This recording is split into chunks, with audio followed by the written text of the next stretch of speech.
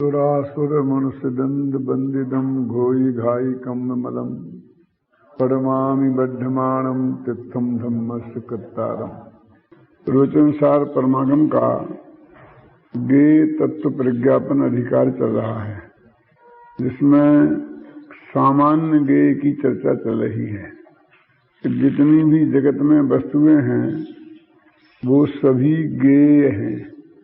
गेय है माने जानने में आने वाली है। उनका ये गेय नाम ज्ञान का विषय होने के कारण ही पड़ा है। जैसे कि अपन बोलते हैं ना, किसी का मामा नाम भांजे की अपेक्षा पड़ा है, पिता नाम पुत्र की अपेक्षा पड़ा है। ऐसे समस्त पदार्थों का जो गेय नाम पड़ा वो ज्ञान की अपेक्षा पड़ा है। प्रमेय नाम पड़ा वो प्रमाण की अपेक्षा पड़ा है। कहीं भी किसी वस्तु का नाम में नेय शब्द नहीं है, क्योंकि न्यायों का विषय है, इसलिए वस्तु वो नेय। ऐसा सुना कभी? तो प्रमेय तो सुना है। प्रमेय कमल मार्तंड, प्रमेय रत्नमाला, क्यों? ये बड़े बड़े जो अपने ग्रंथ हैं न्याय के, उनके भी ऐसे नाम हैं। ऐसे गेय तत्व प्रज्ञापन एक ग्रंथ का नहीं सही तो एक अधिकार का नाम है। तो गेय का वास्तविक स्वरूप क्या है उसकी यहाँ चर्चा की अपन ने अभी द्रव्यार्थक न्याय और पर्यार्थक न्याय के संदर्भ में थोड़ी। अब आचार्य कहते हैं कि नहीं, अकेले इतना ही नहीं है कि द्रव्यार्थक से वस्तु ऐसी है और पर्यार्थक से ऐसी है। इसमें 7 भंग होते हैं। 115वीं गाथा 14 तक की चर्चा हो गई थी ना, 115वीं गाथा, इसमें सप्तभंगी की चर्चा है। 236 पृष्ठ पर 7 भंग की चर्चा टीका के सेकंड पैरे को मैं पढ़ता हूं, जो 236 पेज के सबसे नीचे की पंक्ति। द्रव्य का कथन करने में जो स्वरूप से सत है, पररूप से असत है, जिसका स्वरूप और पररूप से युगपत कथन अशक्य है, जो स्वरूप से और पररूप से क्रमशः सत और असत है, जो स्वरूप से और स्वरूप पररूप से युगपत सत और अवक्तव्य है, जो पररूप से और स्वरूप पररूप से युगपत असत और अवक्तव्य है, जो स्वरूप पररूप और स्वरूप पररूप से युगपत सत असत और अवक्तव्य है। ऐसे अनंत धर्मों वाले द्रव्य के एक एक धर्म का आश्रय लेकर विवक्षित अविक्षितता के विधि निषेध के द्वारा प्रकट होने वाली सप्तभंगी सतत सम्यकतया उच्चारित करने पर त्यागकाल रूपी अभोग मंत्र के पद द्वारा एवकार में रहने वाला समस्त विश्व विरोध विश्व के मोह को दूर करती है। क्या कहते हैं कि सप्तभंगी की जो रचना के बता रहे आपको, तो वो ये कोई कथन की अकेली शैली नहीं है। वस्तु ऐसी विविधता वस्तु में ही पड़ी है। दूसरी बात देखो, अंतिम पंक्ति पे पहले अपन व्याख्या करते हैं, क्या लिखा है कि एवकार से विश्व पैदा होता है। ठीक है, देखो अंतिम, एवकार में रहने वाले समस्त विरोध विश्व के मोह को दूर करती है। कौन? शादवाद पद्धति, सप्तभंगी। तो क्या कहते हैं, एवकार में एक जहर रहता है। नए तक में आपने पढ़ा कुछ जहरीले शब्द हैं, एव, सर्वथा है? तो कहते हैं कि ये सप्तभंगी जिनके यहाँ नहीं है, उनके यहाँ वो एव जहरीला शब्द है। एव माने ऐसा ही है, एव माने ही। जब किसी बात को एकांत से कहते हैं तो उसमें हम ही लगा देते हैं कि ऐसा ही है, अन्य प्रकार से नहीं। ये वस्तु नित्य ही है। तो कहते ही है तो इसमें अनित्य नहीं है, तो इसने अनित्यत्व धर्म का निषेध किया, इसलिए ये जहरीला है। क्या कि वस्तु सर्वथा नित्य है, तो उसने अनित्यत्व धर्म का निषेध किया, इसलिए ये शब्द जहरीला है, वही कहते हैं। लेकिन लोक में जो जहर होता है उसको भी यदि सावधानी से प्रयोग करें तो वो औषधि बन जाता है। जितनी औषधियां बनी हैं उसमें आधी से ज्यादा जहर से बनती हैं, क्योंकि बीमारी से जो अंदर में एक जहर पैदा हो गया है, उस जहर को मारने के लिए दूसरा जहर ही चाहिए, लेकिन वो शोधित होना चाहिए। तो वो एवकार यद्यपि जहरीला है, पर सप्तभंगी के द्वारा संशोधित होने से वो औषधि बन जाता है। देखो पीछे लिखा है, देखो पढ़ो। स्यात्कार रूपी अमोघ मंत्र के द्वारा एवकार में रहने वाले समस्त विरोध विषय मोह को दूर करती है। वो एक महामंत्र है। पहले उस जमाने में, अब आजकल तो कोई को सांप काट जाए तो अस्पताल ले जाते हैं और दवाइयां ही की जाती हैं। पुराने जमाने में तो मंत्रवादी होते थे और मंत्र से उसे झाड़ते थे, तो उन्होंने मंत्र शब्द का प्रयोग किया कि वो एवकार में जो जहर है, उस जहर को कम करने के लिए हमारे पास सप्तभंगी रूपी मंत्र है। तो ये सप्तभंगी रूपी मंत्र उस एवकार के जहर को सर्वथा दूर कर देते हैं। अब देखो मैं बताऊं थोड़ा आपको कि एवकार जहर कब है। जब अपेक्षा नहीं लगी हो तो एवकार जहर होता है। जैसे हमने कहा वस्तु द्रव्यार्थिक नय से नित्य ही है, तो ये जहरीला नहीं है, क्योंकि द्रव्यार्थिक नय से ऐसा हमने लगा, ये लगा है तो वो जहर नहीं है। सर का वस्तु द्रव्य दृष्टि से नित्य ही है, तो ये भी अपेक्षा लग गई।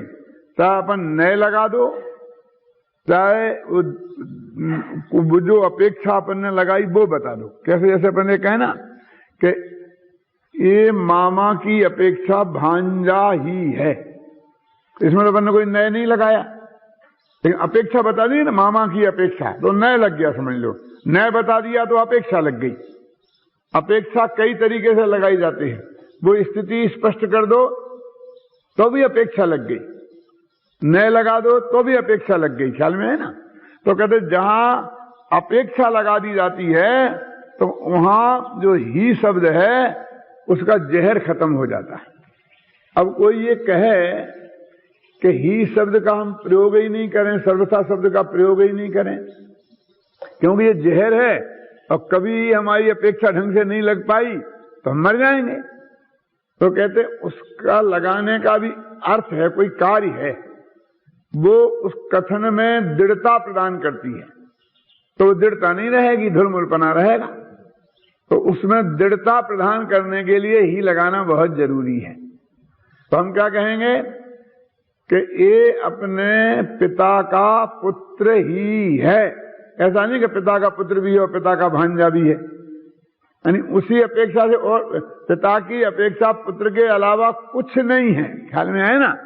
ये जो अन्न का निषेध करने के लिए ही लगाना जरूरी है। अपेक्षा लग जाए तो उस अपेक्षा के अलावा अन्य अपेक्षाओं का निषेध करने के लिए, अन्य का निषेध करने के लिए वो ही का लगाना बहुत जरूरी होता है। देखो मैंने उसमें ऐसा लिखा नए चक्र में कि ही सर्वथा ये शब्द जहां अकेले लगते हैं अपेक्षा के साथ तो वहां खतरनाक नहीं है, जब दो मिलके लग जाएं तो खतरनाक हो जाते हैं। क्या कि सर्वथा ही ऐसा है, ऐसा कहें, सर्वथा भी लगा दें और फिर ही भी लगा दें। क्यों? एक और आप समझ लो कि एक नए सप्तभंगी होती है और एक प्रमाण सप्तभंगी होती है। तो नए सप्तभंगी में ही लगता है और प्रमाण सप्तभंगी में भी लगता है। चाहे कोई चाहे जहां नहीं लगा देना। जब कथनचित अथवा स्यात् पद लगाया जाता है तो वहां भी लगाना पड़ता है। कथनचित ये कोई अपेक्षा नहीं है, स्यात् ये कोई अपेक्षा नहीं है, किसी अपेक्षा कि भाई साहब ऐसा नहीं चलेगा, किसी अपेक्षा। आप तो वह अपेक्षा स्पष्ट कर दो किस अपेक्षा है। क्यों? मैं आपसे बोल दूं ना, किसी अपेक्षा में आ भी सकता हूं और किसी अपेक्षा नहीं भी आऊंगा। तो आप कहेंगे किसी से काम नहीं चलेगा, आप साफ साफ बता दो कि साफ साफ ऐसी बात है कि तबीयत ठीक रही तो आऊंगा और तबीयत ठीक नहीं रही तो नहीं आऊंगा। हाँ, ये समझ में आ गया है, ये तो हम मानते हैं। तबीयत ठीक नहीं होगी तो कैसे आएंगे? वो किसी में तो वो छुपी हुई है ना परिस्थिति। तो जब किसी लगाते हैं किसी अपेक्षा, तो वहां भी लगाना पड़ता है। इसे प्रमाण सप्तभंगी बोलते हैं। स्याद अस्ति स्याद नास्ति, मान किसी अपेक्षा है भी किसी अपेक्षा नहीं भी है, ऐसा समझेंगे ना आपके में। अगर कथनचित शब्द लगाते हैं, स्याद शब्द लगाते हैं, तो भी लगाते हैं। और फिर लगाते हैं अपन द्रव्यार्थिक नए से नित्य भी है, ऐसा तो गलत हो जाएगा। द्रव्यार्थिक नए से तो फिर नित्य ही है, ऐसा बोले एक किसी का मामा है, एक किसी का भांजा है, एक किसी का पिता है, तो ठीक है ना। लेकिन ये इसका पिता, ये किसी का पिता भी है, ये ठीक है। लेकिन ये इसका पिता भी है, ये ठीक नहीं है। वो अपेक्षा स्पष्ट कर दी जाएगी तो ही लग जाएगी। तो यदि आपने ही और भी लगाने में सावधानी नहीं रखी तो खतरा भी पैदा हो सकता है। ही की जगह भी लग गया और भी की जगह ही लग गया तो सब मामला गड़बड़ हो जाएगा। हाँ, कहां ही लगाना और कहां भी लगाना। तो प्रमाण शब्दभंगी में लगता है भी और नए शब्दभंगी में लगता है ही। देखो, अरे एव लगता है ना जिसमें, वो नए शब्दभंगी है। तो अपेक्षा बता दी ना, तो अपन ने किसी बात को दृढ़ता प्रदान की, तो दृढ़ता प्रदान कर दिया, तो फिर वो अपेक्षा बताना भी बहुत जरूरी है। तो किसी अपेक्षा ऐसा कहने से काम नहीं चलेगा। तो अब एक बात है, कहते हैं कि जितनी भी अपेक्षाएं इस जगत में लग रही है वे उतने धर्म वस्तु में हैं। ये तो अभी 7 नए, पहले 2 नए बताए थे, निश्चय व्यवहार दिव्यार्थिक पर्यार्थिक। तो अब ये 7 भंग बता दिए, अभी 47 नए बताएंगे। और कहते नए तो अनंत होते हैं, जितने धर्म उतने अनंत, जितने गुण उतने नए। तो वो जो बात कही जा रही है वो वस्तु में वो बात होनी चाहिए। अब देखिए, इस शब्दभंगी का स्वरूप समझाने के लिए बहुत सरल शब्दों में मैं आपसे बात करूं तो सबसे पहले जो है, ऐसे यद्यपि मूल भंग सत और असत को मूल भंग माना जाता है ना। अस्थि और नास्ति को ये मूल भंग, अस्थि नास्ति, अस्थि नास्ति अवक्तव्य ऐसे बोलते हैं ना, ये मूल भंग। तो ये मूल भंग क्यों माने जाते हैं? इसलिए माने जाते हैं कि ये जो और भी अपन बोलेंगे उसमें ये तो लगेंगे ही। जैसे नित्य है, अस्थि माने है, और फिर लगा नित्य है तो लगा ही है उसमें। अपन बोलते हैं कथनचित नित्यम, माने कथनचित नित्यम अस्थि, ऐसा ही अर्थ है ना उसका। तो ये कोई भी और भंग लगाएंगे उसमें है तो लगेगा ही ना। भिन्न है, अभिन्न है, भिन्ना भिन्न है, अवक्तव्य है।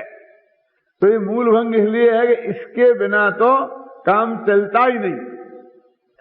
ये तो अकेला लगता है, लेकिन और कोई चीज अकेली नहीं लग सकती। स्याद अस्ति, स्याद है, स्याद नास्ति, स्याद नहीं है, स्याद है और नहीं है, स्याद अवक्तव्य। तो ये तो है तो अकेला लग गया, लेकिन नित्य अभिन्न ये अकेले नहीं लगते। एक है ना। अब दूसरी बात समझना कि ये 7 भंग कैसे बनते हैं। तो समंतभद्राचार्य ने कई जगह ये सिद्ध किया कि तत्व त्रियात्मक है, इसलिए 7 भंग बनते हैं।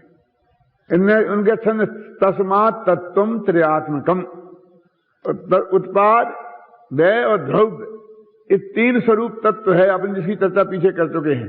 तस्मात् तत्वम त्रियात्मकम, उन्होंने उदाहरण दिया कि जैसे कि वो घड़ा है ना, घड़ा नष्ट हुआ और कपाल पैदा हुआ और मिट्टी कायम है, अथवा स्वर्ण कायम है। कुंडल नष्ट हुआ, बाजूबंद बने और सोना कायम है। तो कहते हैं कि जब वो बाजूबंद तोड़ के और कुंडल बनाए तो जिसे बाजूबंद प्रिय थे उन्हें शोक हुआ, जिसे कुंडल प्रिय थे उन्हें हर्ष हुआ, और जिसे दोनों से राग द्वेष नहीं था उन्हें सोना प्रिय था, उसे माध्यस्थ भाव रहा। तो लगा घट मौली सुवर्णार्थी नाशोत्पाद स्थिति स्वयं शोक प्रमोद माध्यस्थम जनहा याति सहेतुकम। तो तत्व त्रियात्मक है, 3 बातें हैं तत्व में, और जिन बातों में 3 होंगी उनके भंग 7 बनेंगे। कि कैसे बनेंगे 7 भंग? देखो कि हर बहेरा और आंवला, ये 3 चीजें हैं ना। और इन 3 के हमें चूर्ण बनाना है, तो कितने चूर्ण बनेंगे? तो एक तो ऐसा कि तीनों के अलग अलग बना दो, हल को अकेला पीस दो, बहेरे का अलग, आंवले को अलग, 3 तो ये बन गए अकेले अकेले। अब दुसंयोगी बनाओ कि 2-2 को मिलाओ तो 3 वे बन जाएंगे। कैसे बनेंगे? कि हल और बहेरा का 1, बहेरा और आंवला का 1, और हल और आंवला का 1, 3 हो गए ना। तो 3 और 3 6 बन गए। द्विसंयोगी भंग 3 बनेंगे और 1 त्रिसंयोगी, तीनों को मिला दो तो 7 भंग बन गए। तो हल बहेरा आंवला में 3 पदार्थों से 7 प्रकार के चूर्ण बन सकते हैं, इसलिए सप्तभंगी कहलाते हैं। अनंत भंगी भी होती है। क्या कि मात्रा कम ज्यादा कर दो हल बहेरा आंवले की तो हजारों चूर्ण बन जाएंगे, लेकिन मात्रा कम ज्यादा नहीं करो, मात्रा बराबर बराबर रखो तो 7 ही भंग बनेंगे, उससे ज्यादा नहीं बनेंगे। तो वस्तु में त्रियात्मक पना है, जैसे अस्थि नास्ति और अस्थि नास्ति, ये 3 पना है ना, तो 7 भंग बन जाएंगे वो कहते। अब एक बात और एक दूसरी तरीकी और है इसमें समझने की, कि सबसे पहला एक भंग मूल हम ऐसा उठाएं कि ये वस्तु कैसी है, ये कहा जा सकता है कि नहीं कहा जा सकता। सबसे पहली बात तो ये करो, क्योंकि यदि कहा ही नहीं जा सकता हो तो फिर बात ही खत्म है। ये स्याद बाद है, बाद माने कथन, तो ये भंग कथन करने की शैली के हैं। तो अगर तुम कह रहे कि बाद, तो बाद माने कथन करो, तो पहले को कह सकते कि नहीं कि हम वस्तु का स्वरूप है, इसे हम बता सकते कि नहीं, कह सकते कि नहीं, यानी वक्तव्य है कि अवक्तव्य है।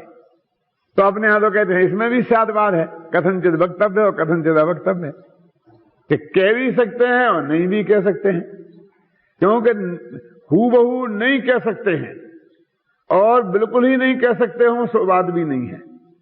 जैसे कि अपन डॉक्टर के पास जाते हैं कि डॉक्टर साहब मेरे को पेट में बहुत दर्द है, तो भाई कैसा है, कितना है, कि बहुत है, मैं कह नहीं सकता।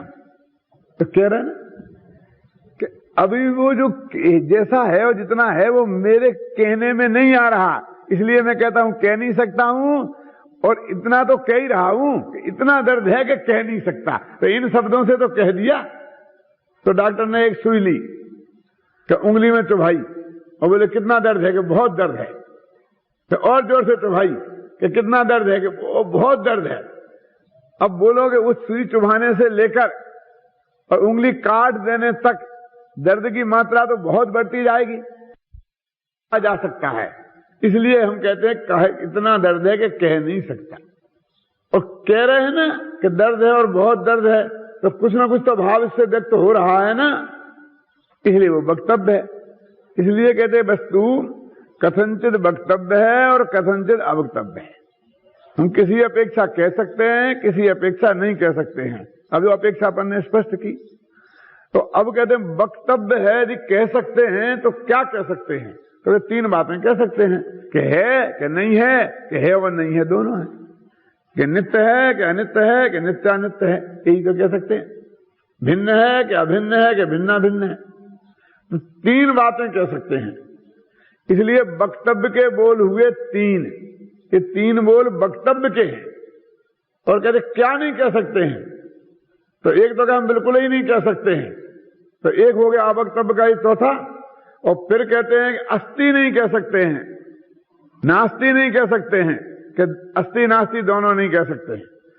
तो अवक्तव्य के हो जाएंगे 4 और वक्तव्य के होंगे 3, और अवक्तव्य के साथ लगा होगा अवक्तव्य शब्द, और वक्तव्य के साथ नहीं लगता है, क्योंकि वो तो कह रहे हैं ना, मैं कह रहा हूं, ये कहने की क्या जरूरत है, कह दो ना।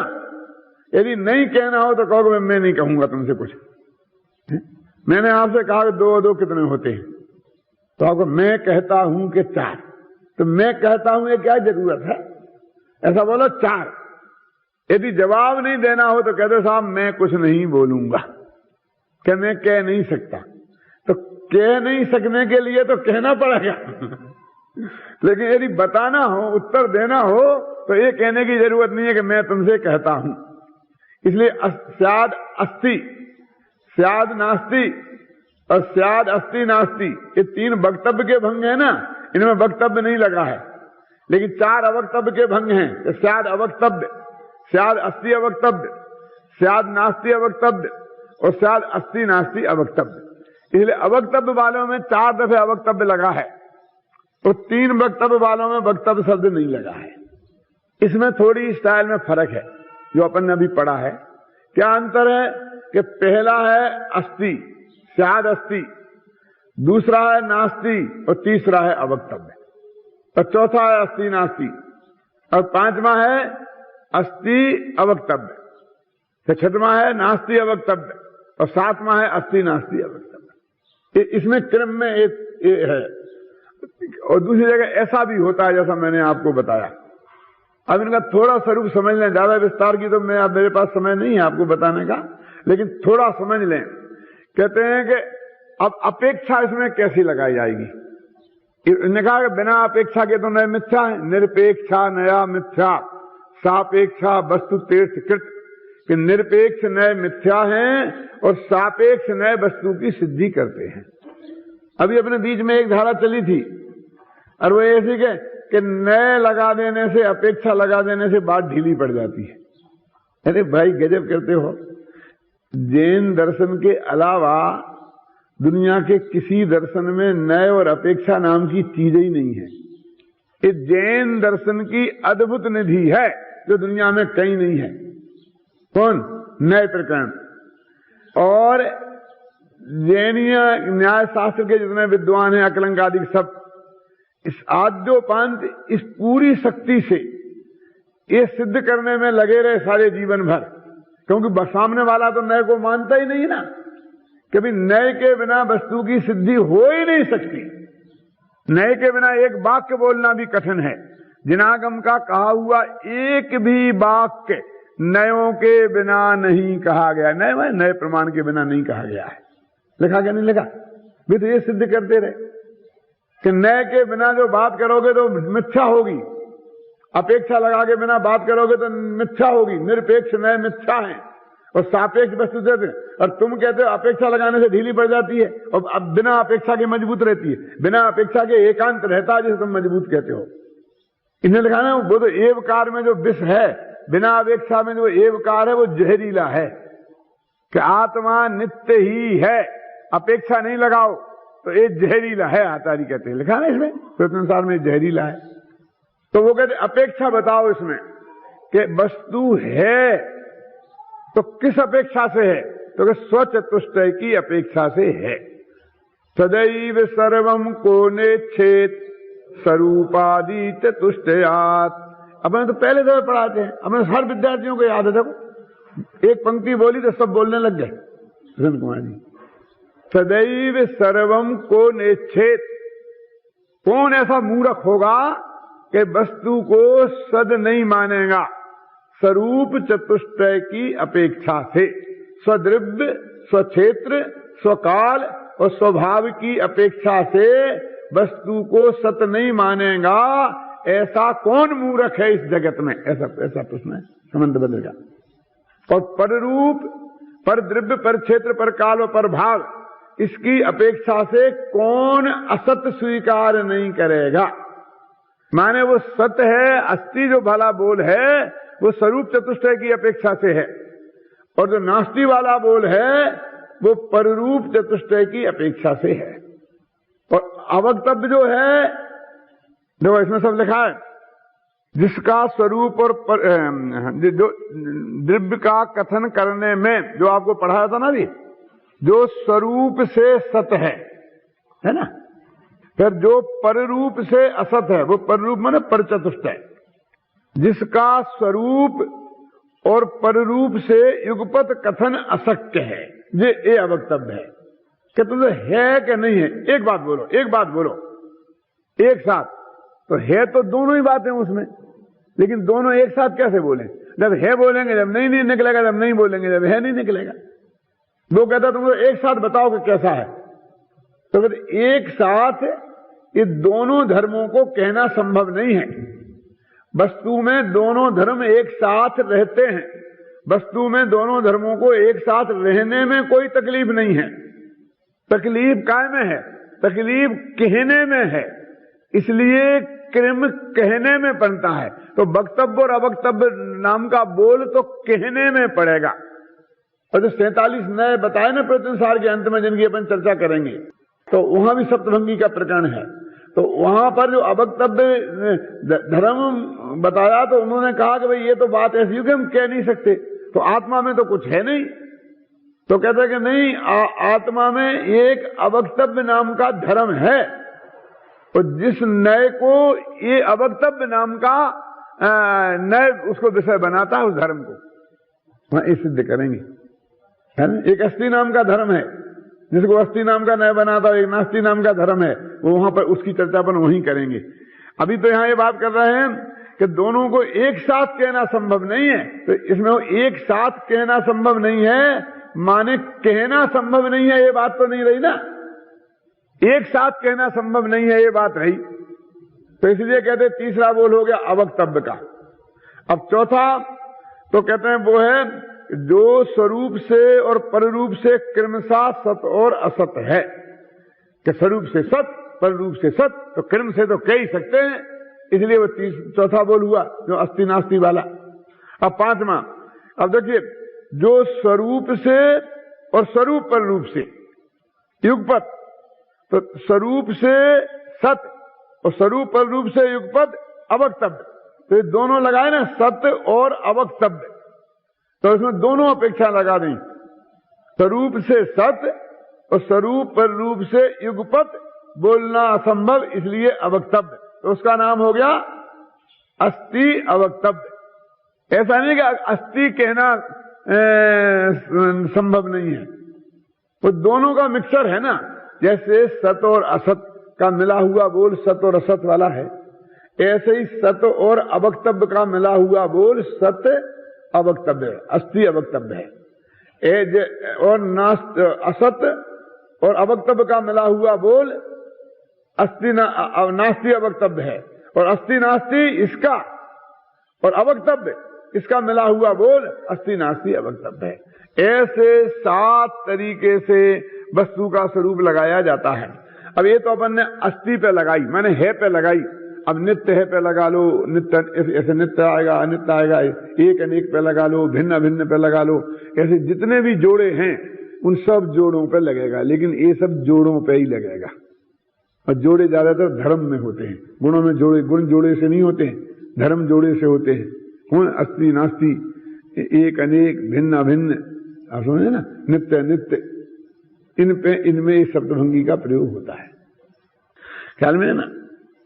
अब देखिए अगला पेज निकालिए, बहुत मार्मिक बात है, 338 पेज पे दूसरी पंक्ति टीका की। अब जिसका निर्धार करना है, इसलिए जिसे उदाहरण रूप बनाया गया है, ऐसे जीव की मनुष्यादि पर्याय क्रिया का फल हैं, इसलिए उनका अन्यत्व प्रकाशित करते हैं। क्या बता रहे हैं? देखो, इसमें मैं मर्म की बात क्या है कि जिसका निर्धार करना है, इसलिए जिसे उदाहरण बनाया गया है। क्या इसका क्या अर्थ है महेंद्र? वो जो अपने के पज्जय मूढ़ा ही पर समया, तो वहां समझाते हुए असमान जाति द्रव्य पर्यायों को उदाहरण बनाया था, उन पर वजन दिया था ना कि मैं मनुष्य देव नार की त्रिंच ये नहीं हूं। तो अपने का वो गुण पर्याय सम्मा दर्शन केवल ज्ञान उनको क्यों नहीं लिया था? तो वो कहते हैं देखो, क्योंकि नक्की हमें ये करना है कि मैं मनुष्य हूं कि नहीं। जिसका निर्धार करना है वो इसलिए जिसको उदाहरण बनाया है, ऐसे उदाहरण वैसे ही नहीं बना दिया। यानी हमारी 99.9% समस्या देहादिक में एकत्व बुद्धि की है।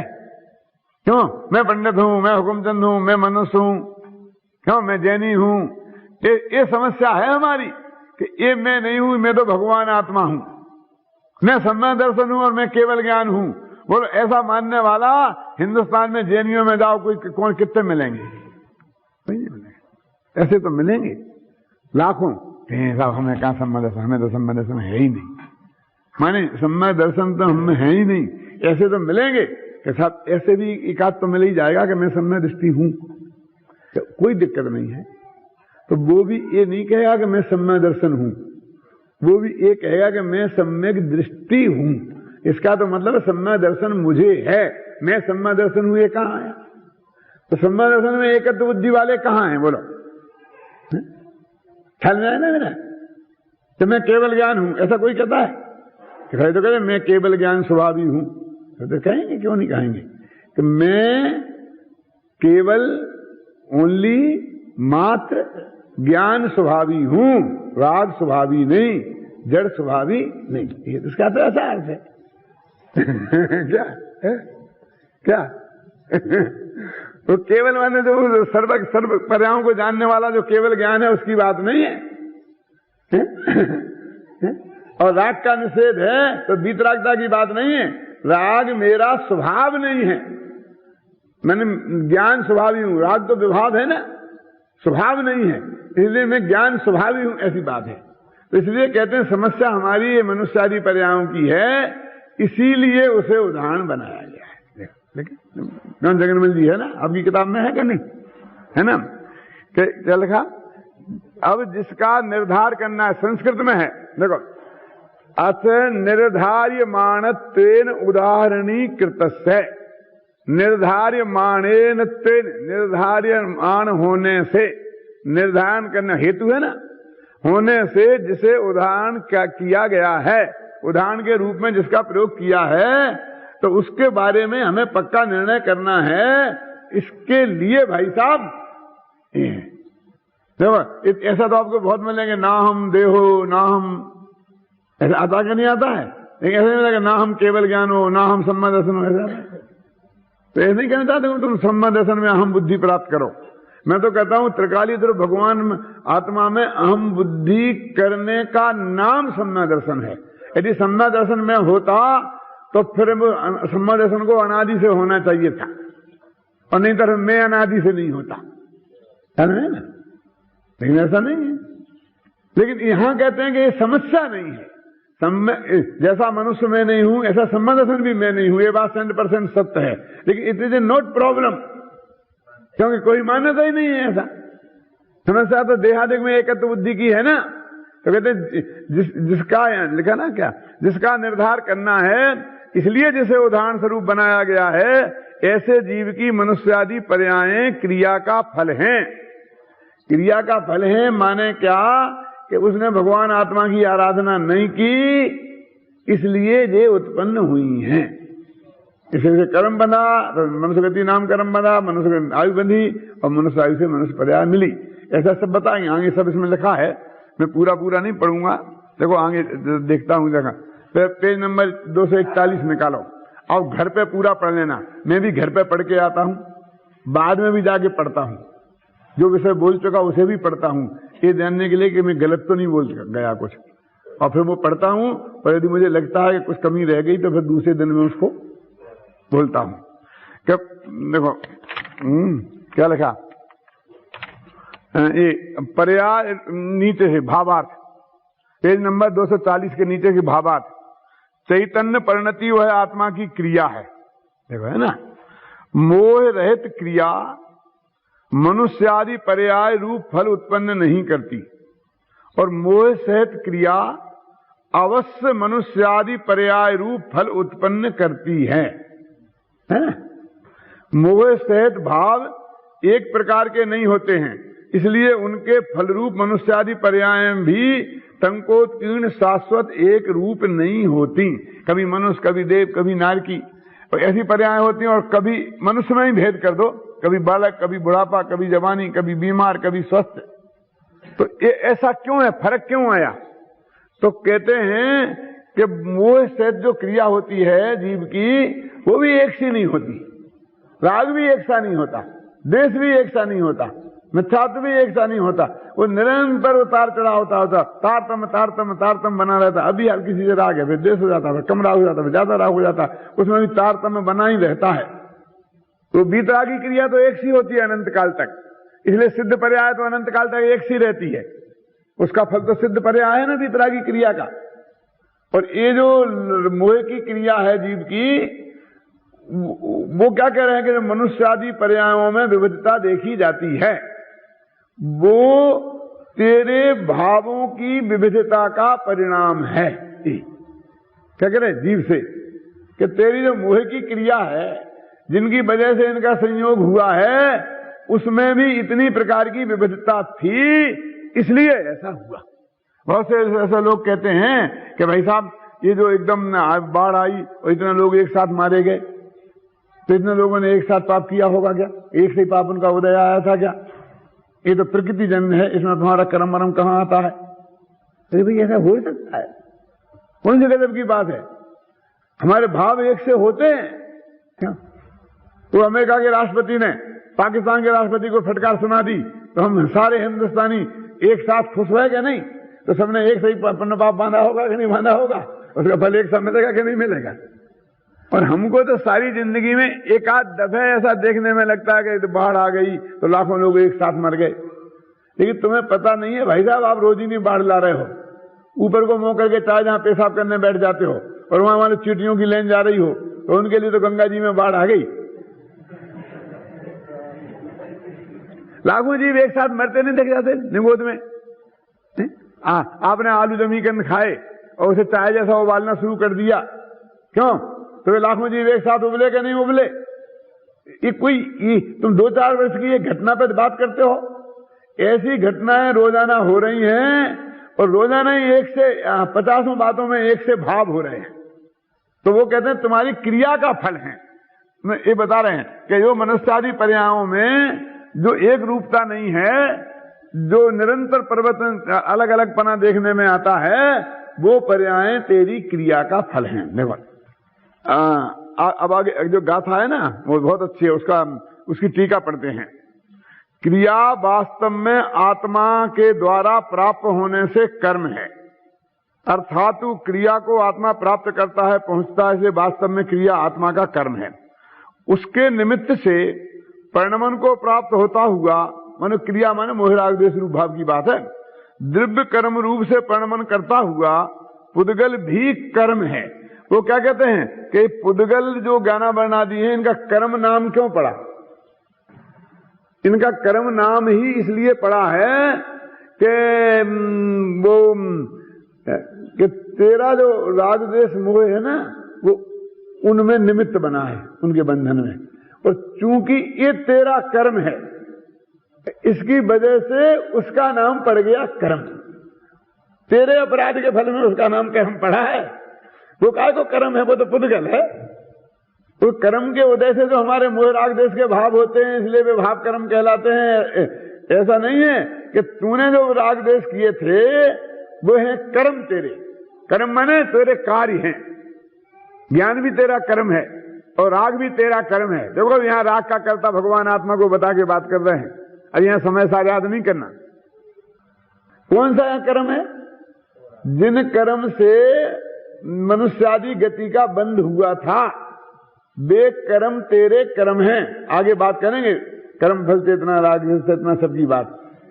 तो उनके कारण चूंकि वो निमित्त थे और इससे जो ज्ञाना वर्णादि रूप कर्माण वर्णा परिणमित हुई, इसलिए इनका नाम पड़ गया कर्म। और उनका कच्चा मटेरियल होने से उस पुद्गल की उस वर्गणा का नाम पड़ गया कार्मण वर्गणा। समझे? उस पुद्गल कर्म की कार्यभूत मनुष्यादि पर्याय हैं। मनुष्यादि पर्याय माने नो कर्म। तो ये जो उसकी वो ज्ञाना वर्णादि कर्म बांधे थे, पुद्गल कर्म, उसके उदय में जो मिली हैं। मूल कारणभूत ऐसी जीव की क्रिया, तो उसके कहते हैं मूल कारणभूत तो जीव ने जो कर्म किया था वो था। तो कहते हैं जो मनुष्यादि पर्याय गति में तू गया है, वो तेरी क्रिया का फल है। ये कहना चाहते हैं कि तुझे किसी ने नरक में नहीं भेजा, तो तुझे कोई स्वर्ग में नहीं भेजेगा। तेरे ही कर्म के अनुसार तू नरक स्वर्ग में जाता है। तो ये मनुष्यादि पर्याय तेरे क्रिया का फल हैं। माने तूने इनडायरेक्ट, डायरेक्ट तो तू उसका करता, देखो, और इनडायरेक्ट तो वो सद्भूत व्यवहार ने खड़ा किया। कौन? तू राग का करता है। और फिर कहते उनसे जो ये मनुष्यादि पर्याय मिली, तो मनुष्यादि पर्याय ये क्या हुआ? असद्भुत व्यवहार ने, जिनको अपना कहते हैं ना, तेरी है ये कह रहे हैं, तेरे कर्म का फल है इसलिए तेरी है। अब उसमें मनुष्य के अपने शरीर को लो तो अनुपचरित असद्भुत हो जाएगा, और स्त्री पुत्र आदि संयोग मकान जायदाद को लो तो उपचरित हो जाएगा। हो गया ना समझ में सब? तो ये सब व्यवहार ने खड़े कर रहे पहले यहाँ इस संसार में, और फिर ये कहेंगे कि ये तेरी नहीं है, तो फिर वो सारे व्यवहार नयों का निषेध हो गया। इसका नाम है व्यवहार नए झूठे हैं, कि जितनी ये तेरी हैं ये अपेक्षा बता दी, और उसका नाम जनवाणी में व्यवहार नय है, और ये तेरी वास्तव में नहीं है, ये निश्चय नय की अपेक्षा से उस व्यवहार नय का निषेध है। देखो अब 242 पेज पर तीसरी लाइन से पढ़ते हैं अपन। मैं सब निशान लगा के लाया हूं, आपके लिए मेहनत करके आया हूं। देखो, वे मनुष्यादि पर्याय कर्म के कार्य कैसे हैं? तो कहते हैं कि वे कर्म स्वभाव के द्वारा जीव के स्वभाव का पराभव करने से की जाती हैं, इसलिए दीपक की भांति।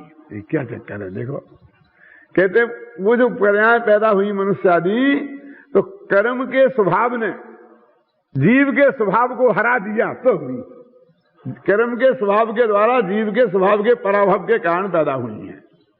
वो अपने कलश है ना, कर्म स्वभाव ने जीव का अपने हिंदी में पद्यानुवाद किया, किसी ने याद किए हो तो वो सुनाए, अन्ना जी को सुना ना। देखो देखे दीपक की भांति। अब ये दीपक की भांति क्या है? बहुत अच्छा उदाहरण है दीपक का, और आगे एक उदाहरण और भी है इसमें। दीपक की भांति देखो क्या है?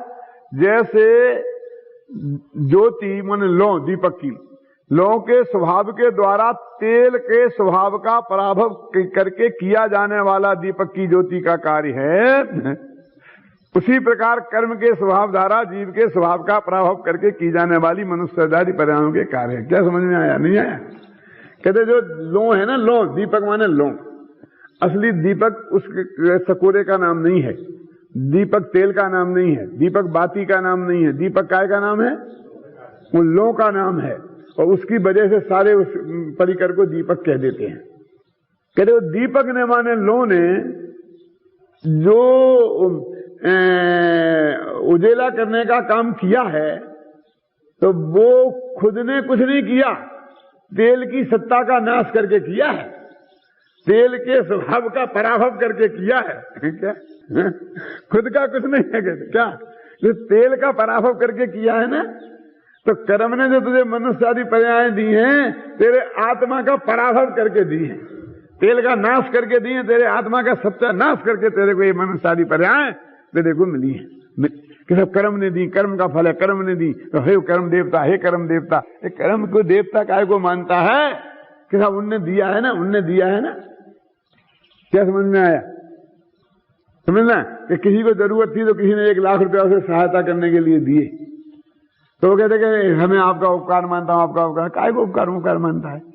कि तेरे पुण्य का उदय के बिना मैं तेरे को 1 पैसा नहीं दे सकता हूं। वो तेरा 1 लाख रुपए प्राप्त करने का पुण्य था, वो खर्च हो गया, बेटा धोखे में मत रहना। उस लो ने, दीपक ने तेल को खाकर तेल का पराभव करके किया है जो कुछ हुआ है। ऐसे ही कर्म ने आत्मा के स्वभाव का पराभव करके ये मनुष्यादि पर्याय उनके निमित्त से तेरे को मिली हैं। देखो अब अगली टीका 243 पेज पे देखो कि भाई पराभव कैसे किया, वो सब बात बता रहे। पराभव का मतलब क्या है, कैसे किया? कि यह मनुष्यादि पर्याय नाम कर्म से निष्पन्न है। इन नाम कर्म के उदय से मनुष्यादि पर्याय मिलती ना, अपने शास्त्र में आता है।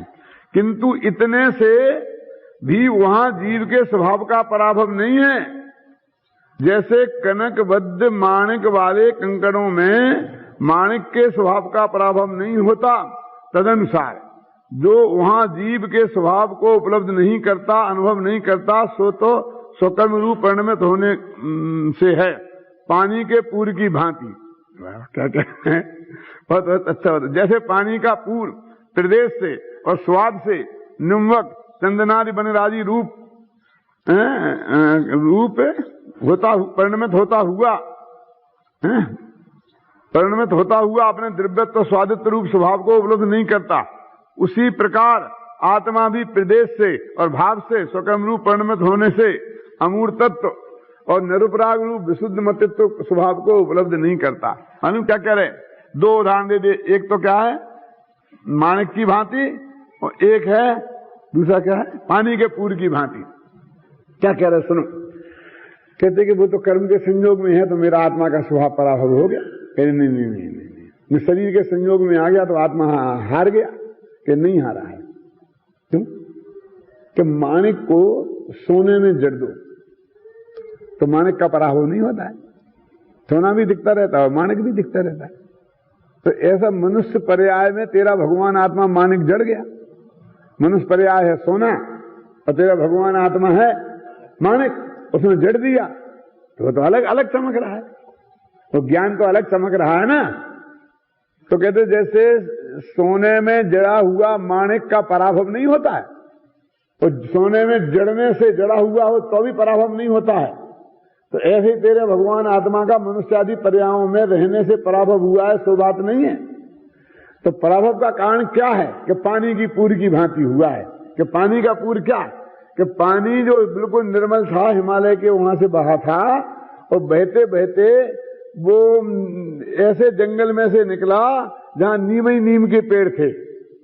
क्या समझे ना? लेकिन वृक्षों की राजी लिखा ना, चंदनादि के वन में से निकला अथवा नीम के वन में से निकला। तो चंदनादि के वन में से निकला तो सुगंधित हो गया और नीम के वृक्षों के पास से निकला तो कड़वा हो गया। तो पानी का जो मूल गंध भी नहीं रही और मूल स्वाद भी नहीं रहा। तो पानी का जो पराभव हुआ क्योंकि उसका मूल स्वभाव तिरोहित हो गया ना, वो तो चंदनादि और नीम के संयोग में से निकला, उसमें से हुआ। तो ऐसा कहते हैं कि तेरा उस आत्मनुष्य पर्याय में जड़ जाने से नहीं हुआ पराभव, कि तू मोहराग देश रूप भावों में से निकला इसलिए तेरा पराभव हुआ है। क्योंकि तू संयोग पर अपराध नहीं मर दे। लिखा ना, फिर पढ़ता हूं तो आपको ख्याल में आएगा सभी। जीव के स्वभाव का पराभव निकाय यह मनुष्य आदि पर्याय नामकरण से निष्पन्न है, किंतु इतने से भी वहां जीव के स्वभाव का पराभव नहीं है। मिल गया? जैसे कनकबद्ध सोने में जड़े हुए माणिक वाले कंकड़ों में माणिक के स्वभाव का पराभव नहीं होता, तदनुसार तो ठीक है। जो वहां जीव के स्वभाव को उपलब्ध नहीं करता है, मन आत्मा का अनुभव नहीं करता है, सो तो सुकर्म रूप परिणमित होने से, माने वो भाव कर्म रूप परिणमित हुआ ना। स्वकर्म अपना निज का कर्म था जिसकी वजह से ज्ञानावरण आदि को कर्म नाम पड़ा। पानी के पूर की भांति, जैसे पानी का पूर प्रदेश से और स्वाद से निम्ब चंदनादि बनराजी रूप नीम चंदन इत्यादि वृक्षों की लंबी पंक्ति रूप परिणमित होता हुआ अपने द्रवत्व और स्वादित्व रूप स्वभाव को उपलब्ध नहीं करता। यहां तो ऐसा कह रहे कि वो नीम में ही चढ़ गया पानी और चंदन के वृक्ष में चढ़ गया, माने बह गया आगे, वहां से निकलते हुए नहीं। नीम में भी पानी पना तो है ना, गीलापन निकलता है ना। अब फिर उसमें से जो अपन निकालें, नीम की पत्तियों का रस निकालें, नीम के तने में से रस निकालें, चंदन का रस निकालें, तो उसने दो चीजें खोई कि एक तो अपना स्वाद खोया, अपनी गंध खोई और अपना प्रवाही स्वभाव खोया। प्रवाही समझे? बहने का स्वभाव खोया। क्योंकि वृक्ष में गया तो वहीं रह गया, तो बहना बंद हो गया। जितना वृक्ष ने सोख लिया पानी को, तो पानी का प्रवाही स्वभाव भी खत्म हो गया। तो ऐसे तेरे भाव कर्म के वजह से सारा गड़बड़ी हुई है, देखोगे ना। उसी प्रकार आत्मा भी प्रदेश से और भाव से स्वकर्म रूप परिणमित होने से अमूर्तत्व और अमूर्तत्व का मूर्ति हो गया, मूर्ति शरीर के साथ में निरुपराग विशुद्ध मतित्व स्वभाव को उपलब्ध नहीं करता है। ये तेरी गड़बड़ी है, ये गड़बड़ी का कारण है। क्या कह रहे हैं? ये प्रवचन सार की शैली देखो, भाव कर्म का करता और द्रव्य कर्म का भी और उसके शरीरादिक की मनुष्यादिक का, क्योंकि यदि सबका ही अकर्ता है तो वह संसार ही नहीं होना चाहिए था और फिर तो अन्याय हो जाता ना। ऐसा अकर्ता तो सांख्य मानते हैं। क्यों? कल मैं समय सार पढ़ता था निकाल के मैंने दादा को और अनुभव वगैरह को बताया भी। जयसेनाचार्य ने एक बहुत बढ़िया बात लिखी है। गाथाएं तो वो चल रही हैं, कौन सी, सेडिया वाली, पेटका वाली, उन्होंने उसमें प्रश्नोत्तर किए हैं। अब प्रश्नोत्तर में किंच कह करके और एक बात डाली, तो उसमें लिखा आत्मा पर को व्यवहार से जानता है ना, इसकी चर्चा है। तो उन्होंने कहा कि इसमें ये सिद्ध किया, तो ये बताया कि ऐसी मान्यता तो कि वो पर को जानता ही नहीं है, ऐसी मान्यता तो बौद्धों की है। उसने ये सिद्ध किया, पढ़ना ऐसी मान्यता मैंने उसको अनुवाद करके और फिर दिया है वितराग विज्ञान में, आप उसमें पढ़ना कि ये मान्यता तो बौद्धों की है, और ऐसा तुम कह के बौद्ध मत को ग्रहण कर रहे हो, ये सिद्ध किया है उसमें। विस्तार से भी समझ नहीं पड़ता।